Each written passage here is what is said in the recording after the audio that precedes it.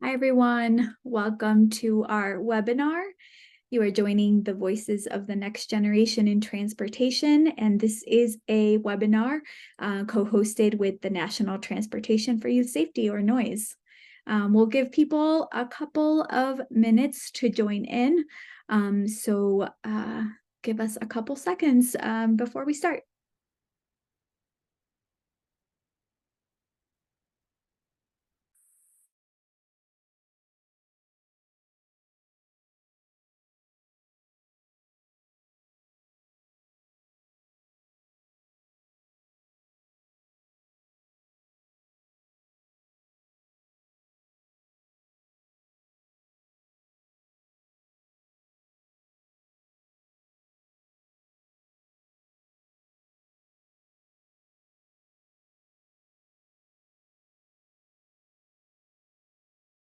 Awesome. Okay, well, thanks everyone for joining us. We're really excited about this webinar because we have a really great panel of young people who are joining us. So thanks for joining.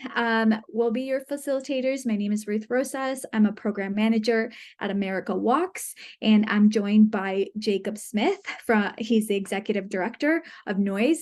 Jacob is a visionary and accomplished leader committed to advancing youth, racial, and health equity through equitable and inclusive youth engagement.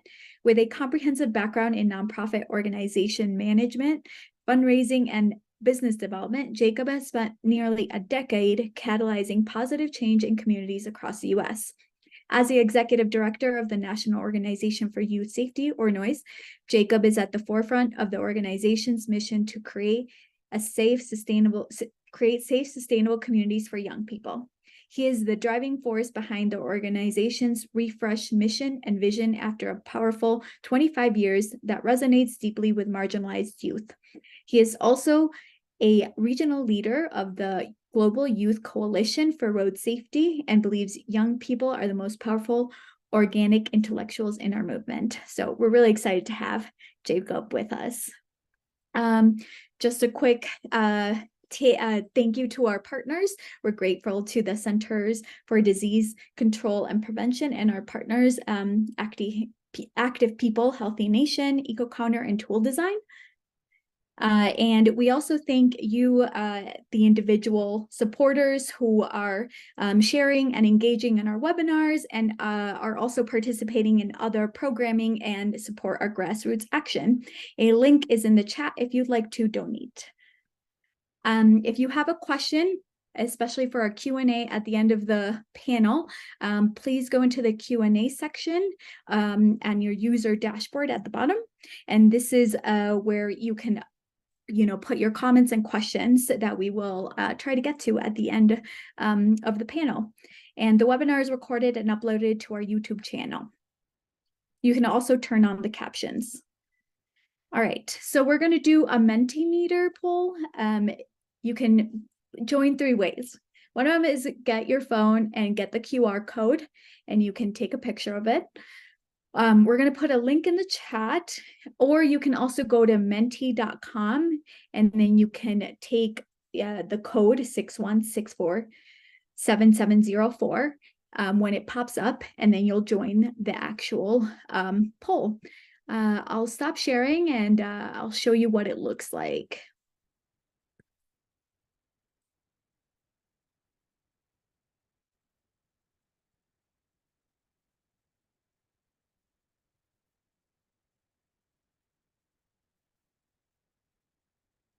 All right, here we go. Okay, so are you a young person, 29 and under? Yes or no? We'll give it a couple seconds and see how many young people we have in the audience.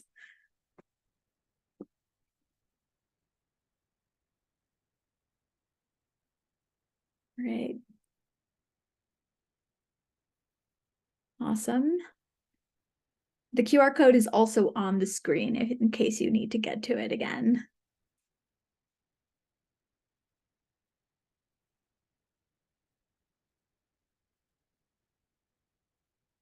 All right, seems like we have a few, but we have a bit of an older crowd.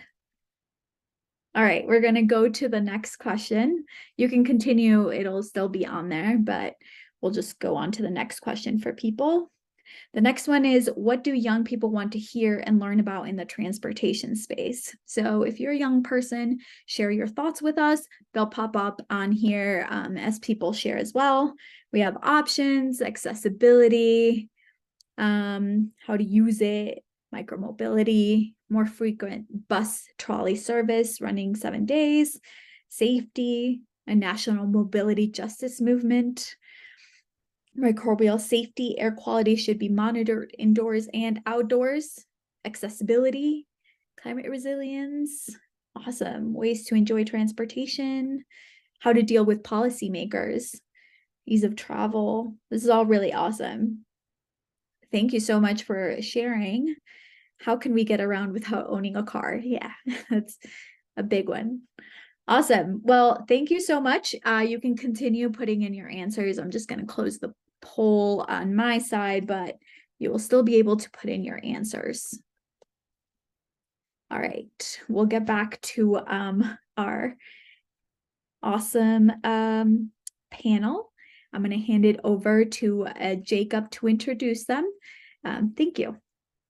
Awesome. Thank you so much, Ruth. I am so thrilled to welcome an incredible lineup of driven BIPOC youth leaders who are not only youth scholars and national NOYS youth scholars and national youth mobility safety champions, but also just incredible individuals that are changing the landscape in terms of how we actually view young people as part of transportation safety and mobility justice.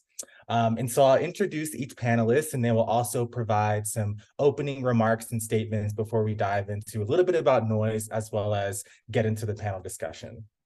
So first up, I'd like to introduce Fatima Elkat, who is the first generation American urban planner, facilitator and community organizer and activist focused on facilitating community connections and action.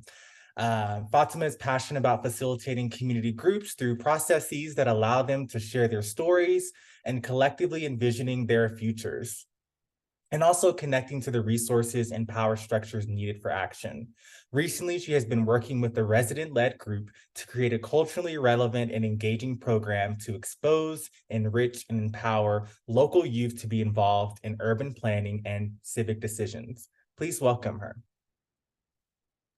Thank you, Jacob, and thank you, Ruth and America Walks, for having us, and of course, NOYS for just supporting us and everything. It feels really great to have such a supportive ecosystem around us, and all of these people that want to hear about youth voices. So hopefully I'll do it some justice kicking it off. But like Jacob said in my bio, I'm a first-generation American, and I think that that has shaped a lot of my experiences, just kind of navigating the infrastructures that are here in America. And I was reflecting on what to say for this kind of opening statement, and I was really kind of hit by this kind of core memory that I've had growing up with my abuela, who was my primary caretaker, and kind of walking around and navigating our city bus system with her. And I remember as a child, I was maybe like 7 or 8 years old, feeling a lot of shame when we would be out walking. I'm in the Sunshine State. It's actually raining right now, so we would always be in the rain, in the heat. We don't have a lot of support publicly for public transit here, so it's always a challenge. And you know, after waiting and whatever weather circumstances, being on the bus with like other low-income people, maybe some unhoused people, it was always kind of cementing this idea into me growing up as this is where you belong. You belong in this kind of space that doesn't feel fun. But when I went to Cuba for the first time when I was 10, I got to navigate the systems there. And I remember, I'll never forget, like waiting for the bus, we had 10 minutes and it was so chaotic, but in a fun way. I remember all of us got on, we were packed like sardines, and it was just like this really eclectic kind of fun environment. And people were talking about some crazy out-of-pocket stuff just like out in front, and it was just so funny. And you know, people would butt in each other's conversations, and the bus kind of functioned like an accordion, and everybody would move, and it just felt like I was a part of something. And even though I was, you know, the American cousin there, it was the first time that I felt independence. You know, I would just, my grandma would be like, oh, you know, I'm gonna sit with your tias, like, and we'd be like, okay. And I'd jump on the bus and I'd go with my cousin to the malecon, and we can just go sit there and just talk and, you know, talk about our experiences. So it was just so enlightening to me. So I came back honestly thinking like I was that thing, and I was like, I've lived life, I've experienced the world, you know. I came back with this new perspective, and I think that was the first time in my life where I realized, okay, it's not that these things are bad, it's just the way that they operate here is not conducive to this feeling for some reason. And obviously, I mean, I was only going through a certain extent of this existential crisis at 10, so I didn't go that deep into it, but I knew that there was something that was different. So when I got to college, I was, you know, trying to be a good first gen, you know, oldest daughter and be a doctor, but I fell in love with ecology. And so I started realizing, you know, all these ways that our natural environment was, you know, created to sustain us, and the way that we had manipulated it, and how we did that in our natural environment than our built environment. So when I graduated, I was just kind of hopeless. I was like, dang, we're kind of messing everything up. Like, you know, climate change and this is happening and all of these things. But then I stumbled into urban planning as kind of an answer to that. And I discovered, you know, in my 20s that there are pathways for us to shape these built environments, you know, and have connection to our natural environments again in a way that was, you know, culturally intuitive to us. So that was my awakening to like, okay, so yes, things are bad, but we have ways that we can shape them. But then when I started trying to be involved in these processes, you know, they were like, community meeting on a Tuesday, you know, maybe 10 a.m. or maybe if they're being conscious, it's at 6 p.m. at like somebody's community gym. And I was like, okay, let's get people, you know, let's be active in our environment, let's shape it. But then there wasn't really that pathway the way they were telling me that it existed. So it wasn't until I was working, you know, within the government, trying to get people to come to these community meetings and, you know, facilitate them and try to make them fun. But it wasn't until I started working with kids, you know, just middle school and under, that I realized there were so many other tangible ways to shape our environment without, you know, simultaneously with these kind of bureaucratic traditional ways of getting better transit systems and making, you know, first and last mile more accessible, all these things that take time. In the meantime, these kids were like, okay, well, let's paint a street mural here where the crossing guard, you know, always has to like stand in the middle of the road and tell people to wait for us to cross because they're just speeding. Why don't we put something that is like saying, hey, kids are crossing here? So they made it with like a school of fish, and the school of fish had like crossing guards, and it was this whole thing, and it worked. And you could see the tires on the mural too going through. So it was just this kind of creative idea to take ownership of it. So I feel like since then, I've been operating in the space of, yes, we can be a part of these bigger processes to change our environment. But yes, at the same time, we have things that we can do now as young people, as people, to shape our environment and have a say in how we do that, you know, by doing it. So that's kind of the perspective I hope to bring today, is not only creating these pathways for formal participation, but also kind of having that inspiration, and then also the action that is needed by a lot of us to feel like we are contributing to that change that we want to see. So yeah, thank you again. I appreciate it. And that's it. I love it. Thank you so much for everything that you bring to this world and this field, and building spaces that uplift our lived experiences. Our next esteemed panelist is Andrew Leung. Andrew is an alumnus of the University of Southern California, where he studied geodesign and interdisciplinary programs situated at the nexus of architecture, urban planning, and spatial sciences. In the past, he worked for a creative community development firm named Public Matters, contributing significantly to the efforts in unincorporated East LA through the LA Pedestrian Plan Project. During his tenure, he diligently highlighted narratives concerning active transportation, shedding light on how community members engage in walking, biking, rolling within their neighborhood. His role extended to ideating innovative campaign strategies and facilitating workshops that promote active modes of mobility. Andrew has forged strong connections within the Los Angeles public sector through his GIS consulting work. He's participated in the development of neighborhood resilience toolkits for the mayor's neighborhood data science team. Awesome. Additionally, he's played a pivotal role in crafting an equitable street asset investment index for Streets LA. In this capacity, he aggregated and analyzed spatial data pertaining to crucial topics such as pedestrian safety, accessibility, walkability, water access, sanitation, and hygiene. He hopes to continue working on initiatives that nurture a more connected and accessible urban fabric within the city of LA. Awesome. All right. Hey, everybody. My name's Andrew. Thanks, Jacob, for getting through my entire. I will re-navigate my spiel. I'm gonna start out a little bit like Fatima, really thinking about like where I grew up. I grew up in the Bay Area. I grew up in the suburbs in the Bay Area, and if you've been to the Bay, you know it's very, very car culture oriented. Transit, like buses, pretty much ran like 45 minutes to an hour. So if you missed it, like essentially you're like, oh my God, how am I gonna get there? And then also in terms of like trains, the Bay, and I also live in LA now, there's a lot of issues with safety, a lot of unhoused people. So really thinking about like public safety and what it means to ride transit, what it means to feel safe and present in the space and not worried about harassment or anything of that sort. So yeah, growing up in the suburbs in the Bay, you pretty much have to drive a car. And as a result of that, there's a lot of like suburban loneliness that really comes with that. When you're a kid, you until you're 16 or 15 and a half, you aren't really able to drive a car. And so you have to rely on your parents a lot in terms of like moving places. You can bike, but it's not really conducive. The bike lanes aren't really safe. You're going down like a huge like 4-lane road, but that's what I grew up next to. And so in terms of that, like that is not really like the ideal mode of transit to be able to use in that area. So a lot of systems design and really thinking about transportation equity, I feel like is really thinking about what modes of transit do you feel safe in? Do you feel present and embodied in the city in? So those are just some of the considerations we're also probably go into today. And then, yeah, admittedly, I've done a lot of reflection on this year in terms of my own like transit patterns, my own transit journey. And a lot of my life, I feel like I had a lot of car addiction. Like I wrote a little vlog piece called like Confessions of a Recovering Suburbanite, where I was like, oh man, I really love my car. And that has its pros and cons, but also that a lot of that is embodied by the environment we grew up in. But I think going to college, learning about a lot of the issues of climate, safety, equity around transportation really motivated me to make a change. And so now I live in LA. I live in downtown LA, and that is one of the few places in LA. LA is not really known for being transit friendly. It's like every time I told somebody I was in urban planning, they were like, how are you going to fix LA's transit system? And I was like, I don't know, big question for a 19-year-old.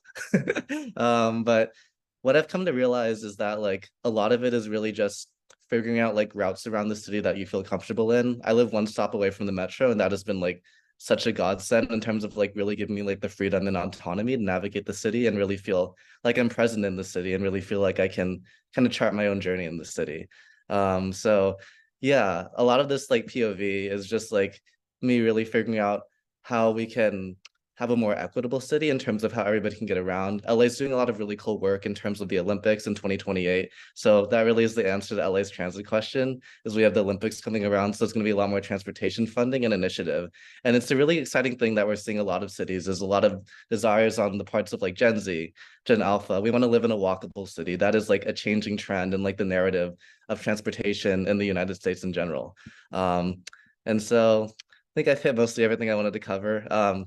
Oh yeah, talking about my own, I guess going back to my own like journey as a recovering suburbanite, taking transit, some of the pros that I've really realized is like there's no need to pay for parking. Parking is such like a part of the journey and part of like as somebody who like drives cars, it's such a part of like figuring out how to navigate to space and figuring out where you're gonna park takes a lot of time. And there's a lot of just I feel like road rage and frustration that when you are in transit or in biking and are just able to get somewhere, you don't have to experience anymore. You can also read, you can take emails.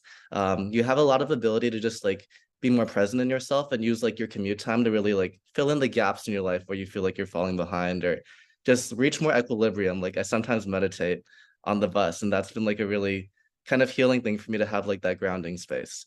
So yeah, those are just some of the benefits of transit that I've kind of like really reconnected with in the past like year or so. So yeah, that pretty much wraps up my journey. And then I guess I'll also throw it out there. I'm also working currently as a youth transportation equity fellow for NOYS. So working to promote seed interventions just for youth, empowering youth voices in LA. And so really excited for that opportunity as well. Awesome. Thank you, Andrew, and deeply appreciate your honesty around like what we have to navigate within our built environment, but how we can overcome that and really strive for more equitable transportation system. Last but not least, I'd like to introduce Joshua Funches. Joshua is the current president of the National Youth Bike Council, a youth organized effort enabling collaboration of youth-serving organizations across the U.S. by leading local bicycle advocacy initiatives. After helping found the National Youth Bike Council, Joshua went on to help expand efforts from the original 2 states to 11 states since incorporating in 2020. He's coordinated the Council of Youth Leaders to complete annual advocacy and transportation projects for the past 2 years and has garnered support, sponsorships for bicycle, education, and the recreation sectors.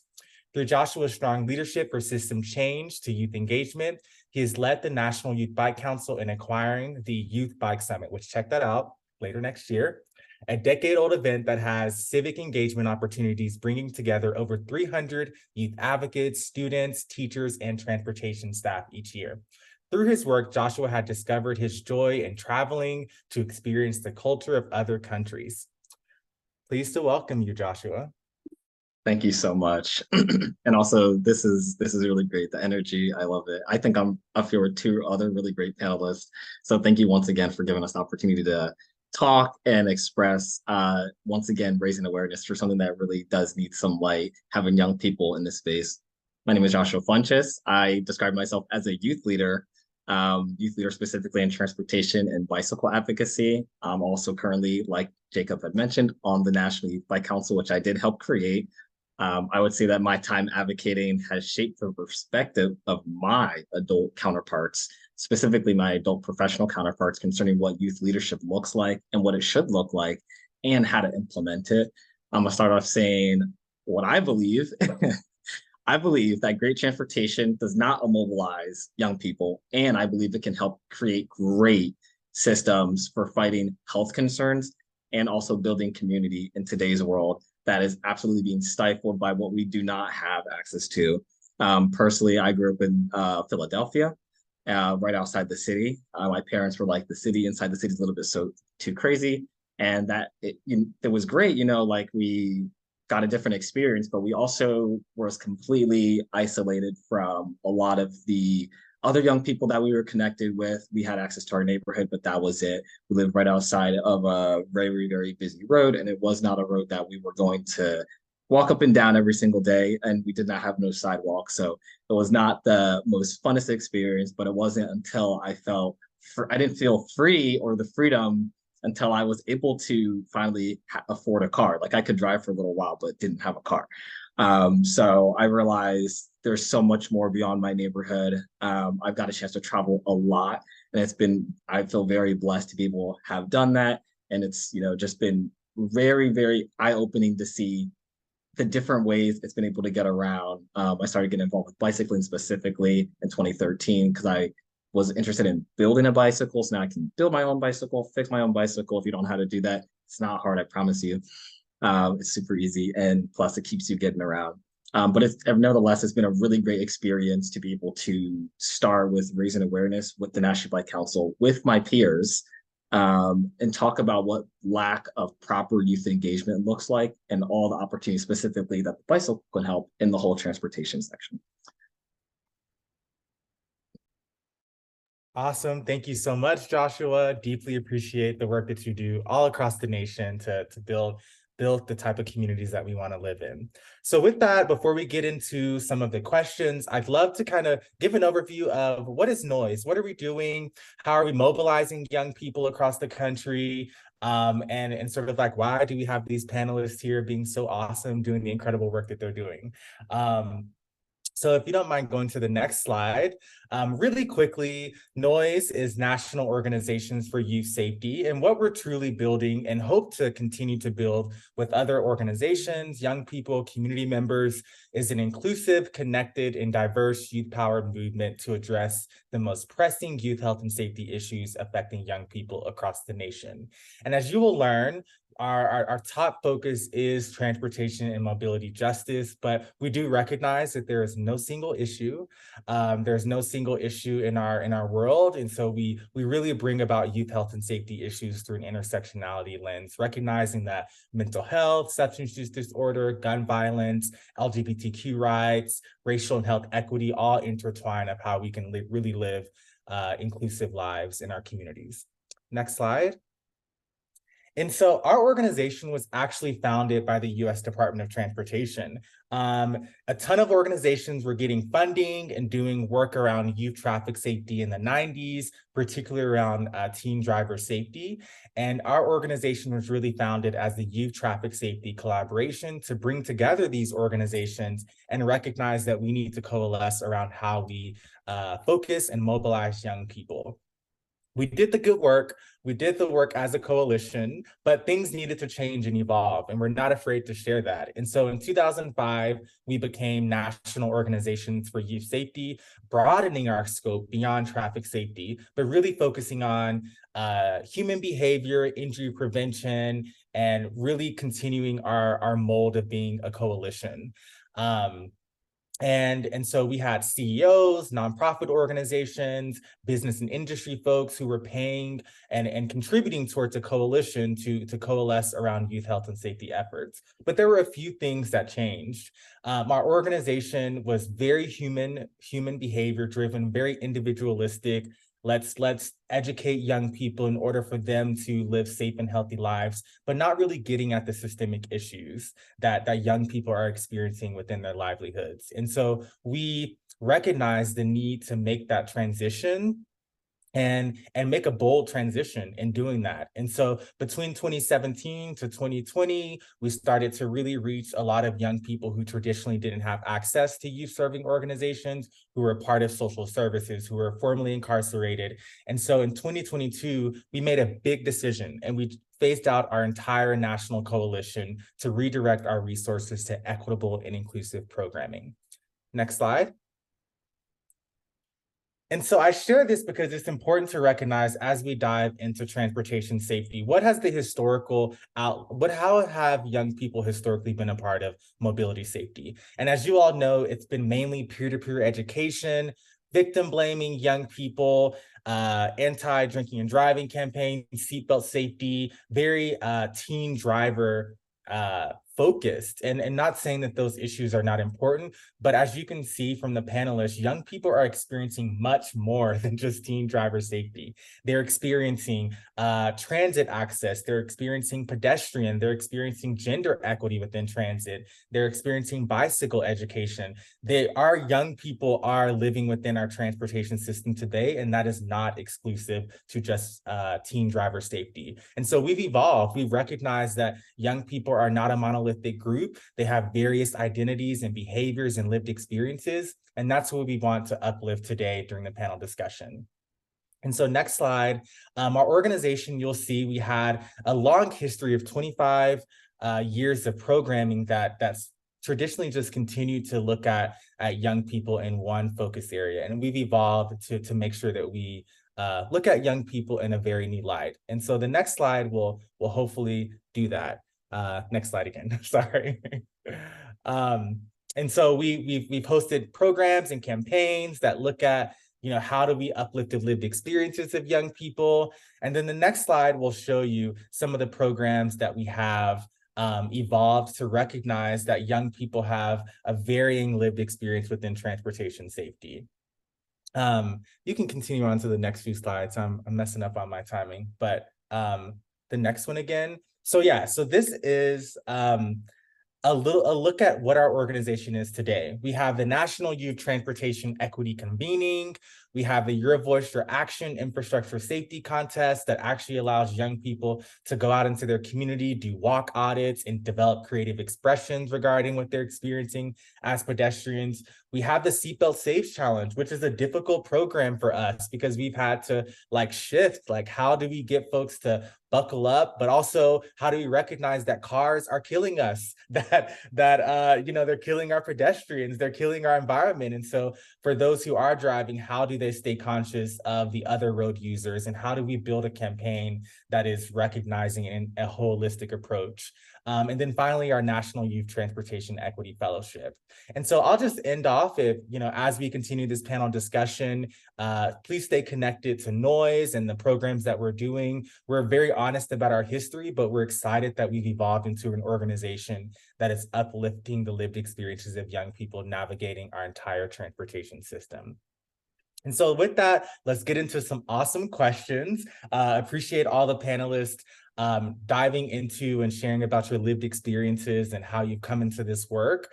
But I'd love to just start off with, how are you currently positioning yourself to lead in raising youth voices and building an equitable, accessible, and inclusive transportation system? And anyone can start.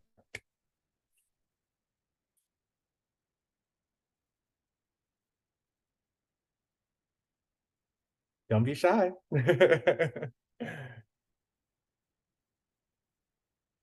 All right, I'll start it off. Yeah, so I can talk a little bit about, Jacob mentioned it briefly, but I used to work with Public Matters and still have an ongoing like affiliation with them, and they do a lot of like really awesome work. They actually have a high school urban planning internship fellowship cohort. So they're teaching high schoolers in East LA, unincorporated East LA, about walkability, about bikeability, about pavement condition index, like really looking at their neighborhood critically and seeing what the infrastructure looks like, and also looking at like models of infrastructure and seeing what like infrastructure in other like global cities looks like.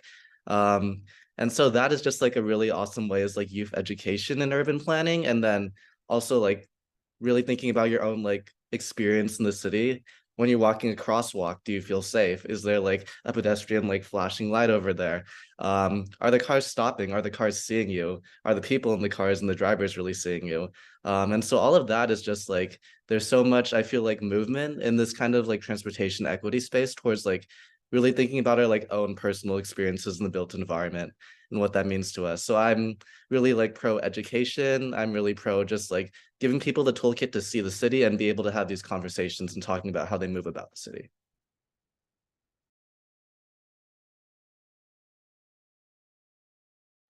Anyone else want to chime in on that? Cool. I do Oh, actually want yeah, to comment on that. awesome. And I mean, exactly that, Andrew, exactly that. One thing that I feel that I'm doing currently to position myself to be able to raise voices for other young people is being relatable. And I was looking at that Menti, of what the ages were. And as contrary to belief, no matter what age you are, you can definitely relate. Because if you've been young at any point, you'll also be able to realize that there are still struggles that young people are going through today that you have went through. And so that in itself is relatable. So keeping that in mind at the forefront of my work is kind of how I continue to inspire my advocacy.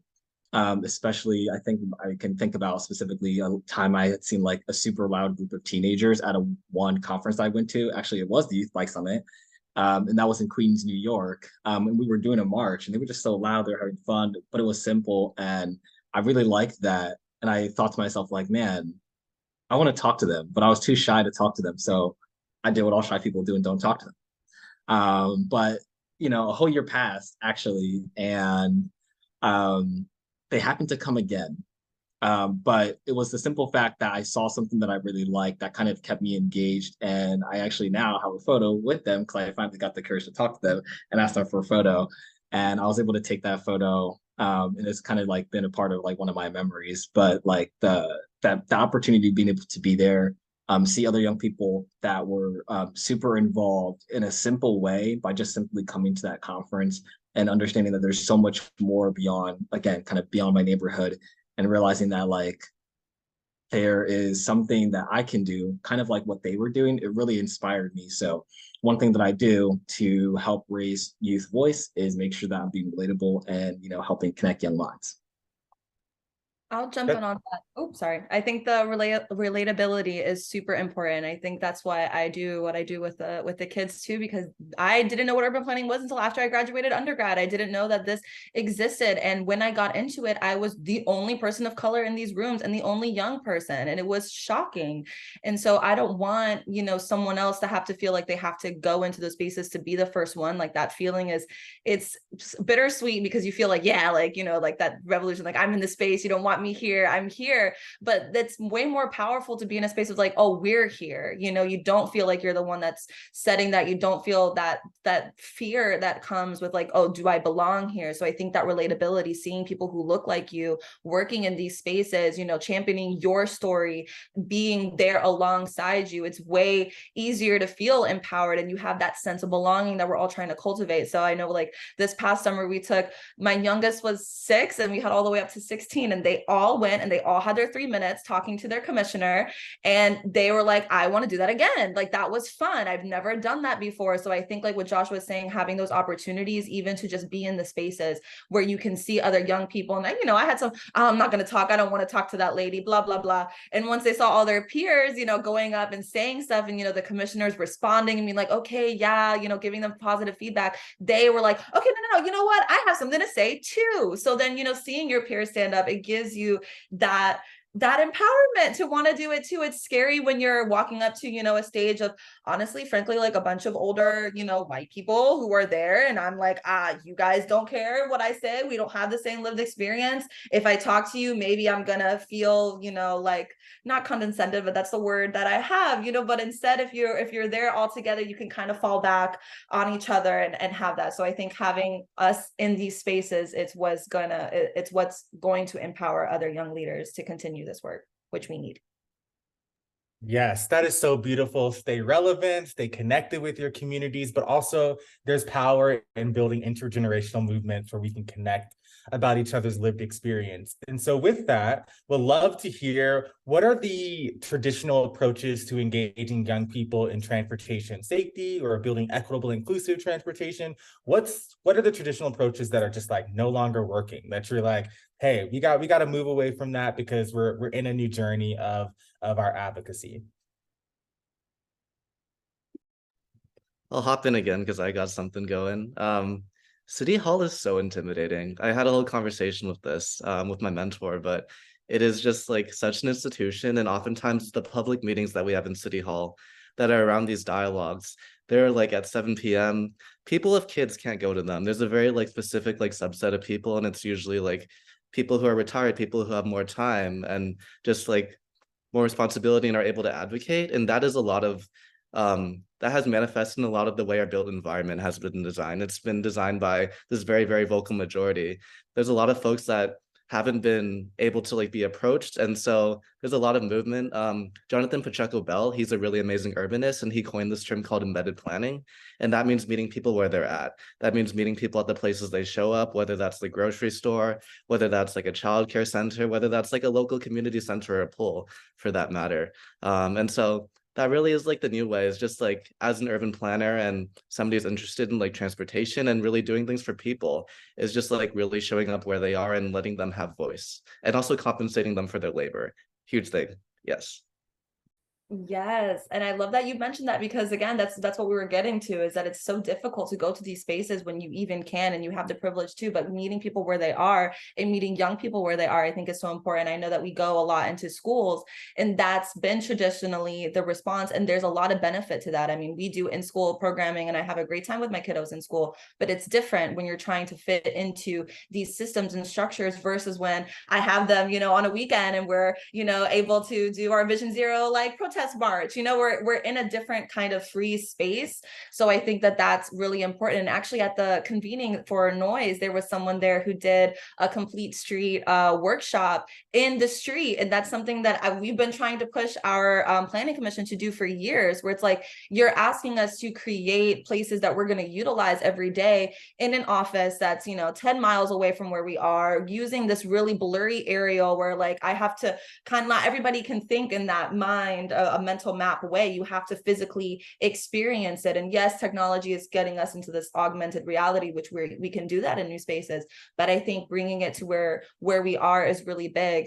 And I think that this victim blaming that Jacob talked about in the beginning is also something that's traditionally that's been done that's not conducive. And I know when I was working within the county, that was a lot of the frame of my work for Vision Zero was, okay, yes, drivers slow down. Yes, that's important. You guys wear your seatbelts, make sure the kids, every time we walk, we have to wear safety vests, and like, yes, they think it's cool that they look like construction workers, but also why do I have to make all my kiddos wear this? And why do I have to, we try to make it fun. Like we made TikToks of like, the kids wearing bright colored and like, those the bracelets with like flashing lights and how it makes them more visible and like we try to make it engaging, but again the tone of that is like, you child don't wear black shirt when crossing the street because you might not be seen and then you'll die. Like that is I don't like that narrative to tell a bunch of 7 and 8 year olds that they're at fault if they get hit by a car. Like yes, of course practice safety, but instead we're trying to shift it this year of like they're making fun of like bad drivers and they were making these really parodies out of it. But that's really what we should be focusing on. Like Jacob said, we are the ones operating these tonned killing machines that are the ones that are at fault for these children dying, not them utilizing their street, which is their right of way. So I think that that's something that we're transitioning out of, thankfully, but it's still very, very prevalent. Yeah, and I see some of these questions coming in too. I just love them. I could rant forever to answer some of these questions, but I'm also glad that I'm not required to like one up these two predecessors just now because I wouldn't be able to compare on the level of advocacy or passion. Because my answer to this question was just so simple. And, but save the best for last, right? So let's see. Campaigns, I'd say, are specifically not necessarily the most effective. Specifically, traditional campaigns. Some of them actually have to say do work especially when it comes to young people telling young people about doing something specific. And it's interesting that on one of your slides earlier, you mentioned wear seatbelts campaigns. Either you did or you just said it, but either way, that one drives me nuts. That one really drives me nuts because growing up in like a urban setting, I'm riding my bicycle down the street, tell me to wear a seatbelt. All right, it just doesn't work in that scenario. Or growing up and just getting behind the wheel for the first time, you're so excited and tell me to wear a seatbelt. I don't feel like it's coming. I feel like it falls very short of the immediate change that is needed to actually save lives, specifically young people's lives. And I've seen that kind of time to time, knowing that like it's always better if it comes from another young person, but I just don't think that like those specific approaches are very effective when it comes to specifically saving lives. That's real. Thank you all so much. So getting into, we've talked a little bit about like what are the great ways that we're engaging and what are the ways that we need to move from the traditional approaches, but racial and health inequities should be at the forefront of our work, specifically around mobility justice. And so how do we center racial and health equity within the youth transportation equity space, particularly as BIPOC folks on this call? I can jump in. I mean, I feel like I'm kind of being repetitive, but I think just being in these spaces is the revolution. I don't think we've seen us in these spaces. So I think having this conversation, like I love that we're leading with our identities with pride, because that's, I think, what's allowing more people to step into this room. We can't talk about health equity. We cannot talk about mobility justice when we still are facing, discrimination based on who we are in various spaces. So I think like proudly coming in as our full selves, we all talk about our full identities when we get together. That's very like, I don't know if it's a youth thing, but I see it a lot in our youth where we're proudly proclaiming who we are, where we're from, who we love. That's our identity and it means a lot to us. And I can see how sometimes that can be something that doesn't seem like it's conducive, right? Because it's kind of on this, like, this is my identity, but all of us proclaiming it in a space creates this echo of diversity. So I think if we're talking about having equity, having representation, creating the shared sense of belonging in our transportation, having these uncomfortable and hard conversations with our health providers, with our educational providers, if they don't know our stories and who we are, how can they then give us culturally relevant assistance? If we're not involved in the decisions of how they're doing those practices, on how we're being included, if we're not at the table, then it's only well-intentioned and not effective actions, you know? So unless you actually, if you want to see true equity, you need to have real diversity and real pathways to power at the decision making, at the helm, from the beginning, in all spaces. You need to look and make sure every single time a decision is made, is the person or the kind of person that would be mostly impacted by this, are they here? Do I hear them? Do I see them? Where are their comments on this piece of paper? Where is what their vision of what they want for justice? Where is this in our plan? Where is this in our comprehensive plans, in our equity plans, in our transportation plans? Where are they? And how, after all these plans are done, how are they in the hands of those people to affect action in whatever way that they decide is their representation of a just world? You know, it's one thing to have representation in the planning process. That's great. But then when it's time for action, how are we following through and making sure that the people who are harmed, who have been historically harmed, have the resources, have the power, have the technical assistance, have that person they can call on the inside to be like, hey, I want to build a crosswalk here and I want to make it this. I need street paint, I need a team, I need, you know what I mean? Where is that kind of follow through on a systemic level as well? Good, ditto. Yeah, I very much, it is like which stakeholders are at the table, and is the community you're designing for actually there? Also, a lot of like what's happening right now is like there's a lot of emphasis on community engagement, which is great, but it kind of stops at these community input processes.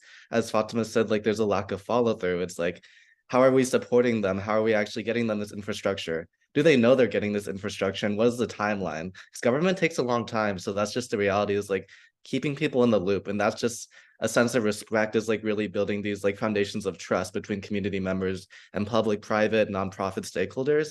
And then also like tackling this from a health equity perspective, very much centering, my perspective is centering movement. So centering walking, biking, and rolling within the built environment, and having that be an option. Doesn't have to be the only thing, but having that be a way that people can get to point A to point B. Like, can they get to their like local grocery store? Can they get to their day-to-day needs? Like this idea of the 15-minute city, is that accessible? And that is like a way where we program movement. We have just like built-in health outcomes. We have just people able to see each other, and having community. Social cohesion is a very real thing. Having people that you see on a day-to-day basis.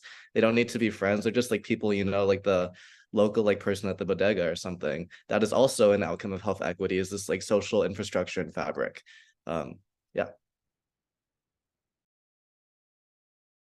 I love that. And I'm going to point out something in regards to youth is like when you're reaching out to young people are not the same. Not every young person is going to school around the same time. There's housing insecure youth, there's LGBTQ youth, there's neurodivergent youth, there's BIPOC youth.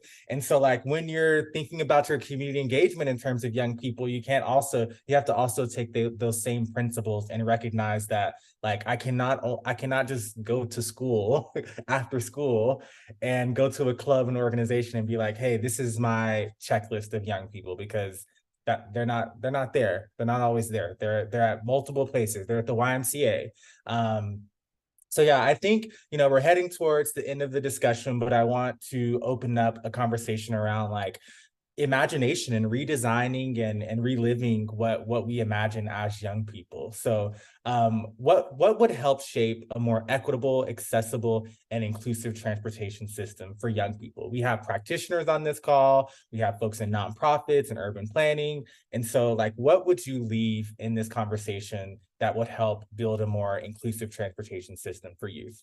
Any items that you want to throw out? Yeah, all right. So I'm gonna need y'all to follow me with this one. All right. Incorporation of programmatic opportunities for young people. Almost everything that young people are doing actively is kind of already programmed. Like you go to school, we mentioned the clubs, the teams. But one thing that kind of falls behind and actually can maybe help the last question as well is after school programs. That's how I got involved. I didn't get involved through my school because my school didn't have those opportunities, but I got involved through an after school program that was still offering opportunity for me to be involved in the mobility space. Different specific initiatives that are going on. I'd also say that, maybe every one of us could talk to like a specific program that we've particularly, taken into account and how that's particularly affected our lives. And the same thing is for whether, BIPOC youth or not. A program specifically has like an aim to do or get you involved in something. Additionally, I'd say a youth council, a youth leadership group, an internship, an apprentice. These are all pretty effective ways in engaging young people. So a lot of folks are like, how do we reach the young people? These are very effective ways of reaching young people. And also, these are very effective ways of making it possible for young people to be reached. Sometimes, I think someone mentioned here, I think it was Andrew that mentioned maybe asking folks of their opinion, but then also compensating them. A lot of young people also necessarily can't be reached. Like let's just say they cannot be reached. Some of the ones that you want to reach will not be able to be reached because compensation in some form or way is not involved. This is an issue that the National Bike Council has actually struggled with, as when we are asking, some of the young folks to come in, sometimes they slowly fall off or, decide to become alumni of the council because of the fact that like now it's time for them to focus their energy elsewhere because they either need a job or whatever else it might be. So if you're ever considering creating like a youth advisory council, a YAC, a youth council, youth leadership group, internship, apprenticeship, always make sure that there's proper compensation for the particular group in which you're involving. Because if not, you're going to struggle a lot. The other thing is, like, if I could wave that magic wand, first of all, you should give me 2 of those because this is my second wish. I would reduce bicycle speeds, specifically e-bikes, to like 30 miles per hour. And I do that specifically for children and older people. So that like when they're on trails and stuff like that, they don't feel like anything's going too fast and that they're not going to get hit by anything. I take that same model and apply it to vehicular traffic. We have the technology to automatically slow down e-bikes, scooters, and it can identify where an e-bike or where a scooter is. If you haven't seen it, it's actually really neat. And it will not work. If you've never used it, you should probably try using it. It's just really interesting. If you go on a sidewalk, it might slow you down. Why would I, limit that technology that can save people's lives to the most, retrospectively, the most harmless piece of, vehicle that we have? I think we have motor vehicles, and those could definitely use some moderation, specifically saving young people's lives. As Fatima had mentioned a little bit, who are we actually asking to wear what? It's crazy to me that we have all the technology in our vehicles, but we don't have any technology that specifically equips vehicles to save lives in a way that will be the most effective. One of the most dangerous things being the speed. And if we're going to limit e-bikes, scooters, and all that, we definitely need to limit the speed of vehicular traffic that moves 10 times faster than any of those things. So those are the 2 things I do. But I also think that if you ask me, it make normal and autonomous vehicles safer, modest, and the most effective version of themselves. I have a little acronym I'm going to say, and I'll hit this from a public transit perspective. For like trains and buses, we want safe, we want frequent, we want reliable. Safe, frequent, reliable. We want just like a safe space to be able to move and not have to worry about our kind of personal autonomy being invaded. We want it frequent because it might not come, it might be late. If we're like running late and it comes every 20 minutes, like we're gonna have to wait another 20. If you're trying to get to your job, you're like, oh man, I'm gonna be really late today. And then reliable is like, I've been gaslit by buses in LA. They like say they're gonna come on Google Maps, they aren't coming. Or there was one time a bus driver like looked at me and then kept moving, and I was like, what is going on? That is really demotivating for me to take buses in general. But it's something you got to stick with it. And so a lot of that is just like really investing in public transit funding and having enough buses, to be able to just be able to ride, have them show up on time. Not the gaslighting by the buses. I feel like that would be such a good t-shirt.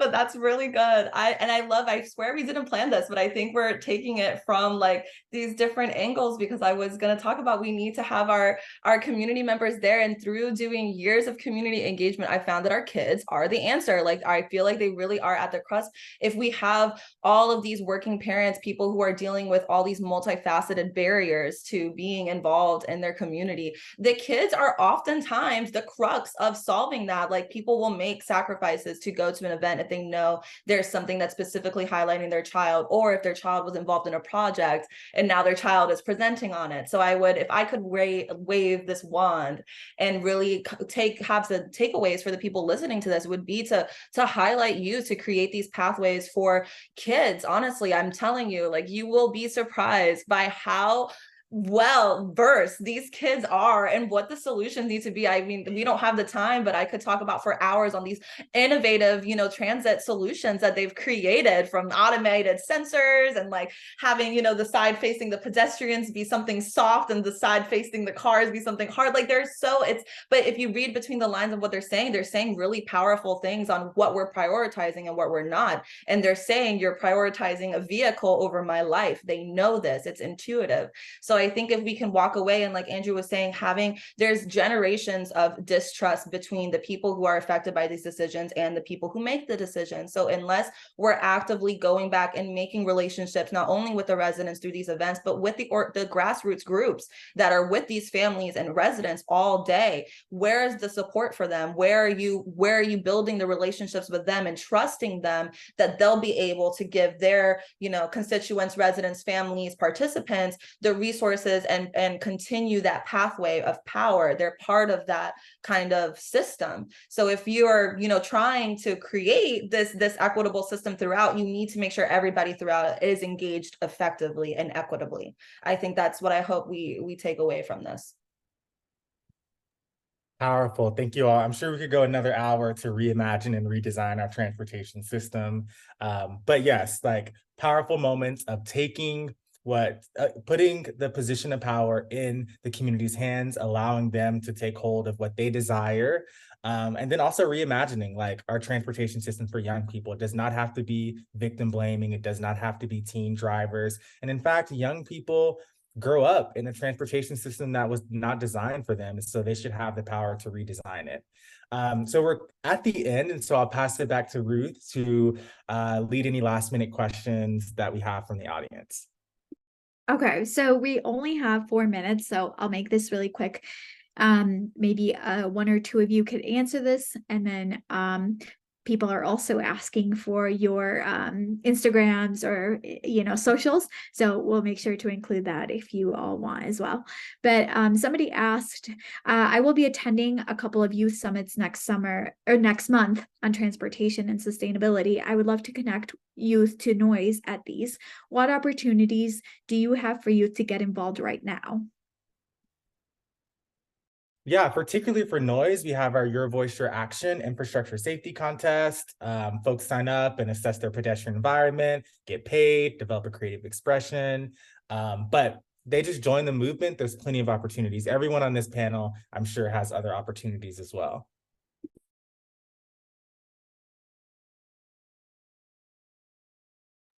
I'll jump in and say that we are currently, we'll see how far we get, but we are currently trying to plan a youth planning conference. Hopefully, I know Noise, Jacob has been so supportive of that. It's kind of sprung out of our youth wanting to share their projects with other youth around the city, specifically on youth planning. So if anybody wants to be involved with that, I mean, it's definitely going to be a coalition-based support. So I know that we'll be sending up some contact information, but I think creating more of these spaces, like the Youth Bike Summit, like the convening, like hopefully this youth planning conference, for us to get together and kind of learn and exchange our wisdom with each other, I think would be really helpful for this movement. I'll Awesome. throw in one there as well, if that's fine. Currently, the council, we normally do like 2 projects every single year. One project we're working on right now centers youth voice on Instagram Lives, and it's called like our council chatcast. So it's basically opportunity for any young person to come on our Instagram Live, talk with us about what they like specifically around bicycling or anything, all things bikes. And then we also give them like some merch for joining us. Awesome. Thank you. We'll make sure to include those on the wrap-up blog post. But people are also wondering if you all have social media, Instagram, Twitter, etc. If you do, can you all put it in the chat so that people can see it? We'll also include those in the wrap-up email because I know some of you are interested. So let me just share the end of our webinar. Again, donations are encouraged if you are an individual and you are interested in continuing some of this programming that we have. Every bit counts. There's a QR and also a link in the chat. And then also, thank you for attending. Make sure to follow Noise and America Walks. We are on social media. And so we're really thankful for everybody that was here. Appreciate everybody's time.